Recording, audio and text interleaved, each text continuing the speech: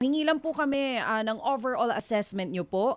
Dito po sa nangyari nga po na unang araw ng klase nito pong mga bata sa public schools. Ano pong naging major challenges po na kinaharap nito pong mga teachers natin? Opo. Thank you very much, ma'am. Generally, naging maayos ang pagbubukas ng klase. Sa mga nakalipas na taon, kapag nagbubukas tayo ng klase, maulan agad. Pero nung Monday, talaga naman pong biniyayaan tayo ng sunny day. So, umulan sa ibang parte ng Pilipinas, pero generally talaga pong maliwalas ang panahon. Nung Monday also, ang ating mahal na presidente ay bumisita sa paaralan at kasama si Sec Sani bumisita din sa iba't ibang mga paaralan para tingnan kung ano pa ang pwedeng gawin ng pamahalaan para matulungan ang ating mga estudyante at mga guro.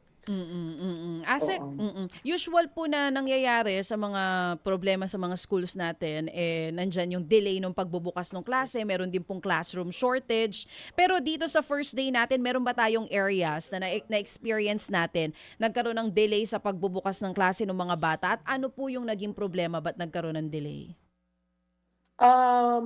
Wala naman po tayong nakitang or nabalitaan na na-delay ang pagpasok ng klase. Mhm. Ang reported lang sa atin ay doon banda sa may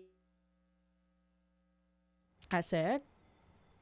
Ayan, naputol po tayo. Oo, antabayanan po natin si Asek Jocelyn. May delay daw sa area ng Oo. antayin lang po natin ulit ano. Well, basically naman kasi kapag school opening, same-same, no? Same-same Yes, story, same-same old problem. Pero true. ang challenge ngayon nga dito kay Secretary Angara at sa nalalabing 3 taon ng Marcos administration ay kung paano po mabibilisan yung pagtugon sa napakatagal ng problema sa DepEd, particularly po yung infrastructure needs nito, maliban dito sa laptop, sa mga pangangailangan po ng internet connection, and yung kakulangan po sa teachers. Kasi ngayon, obviously naman, ay, Kulang. kitang-kita na po yung problema at yung matagal na pong problema na hindi po matugunan dahil nga sa kawalan, basically rin po, ng political will to address the problem.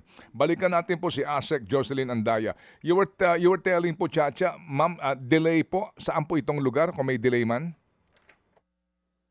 wala po tayong napabalitaang nagkaroon ng delay sa Okay. pagbukas ng klase. Mm-mm. Karamihan po ay nagbukas po talaga sa tamang araw at oras Mm-mm. noong Monday.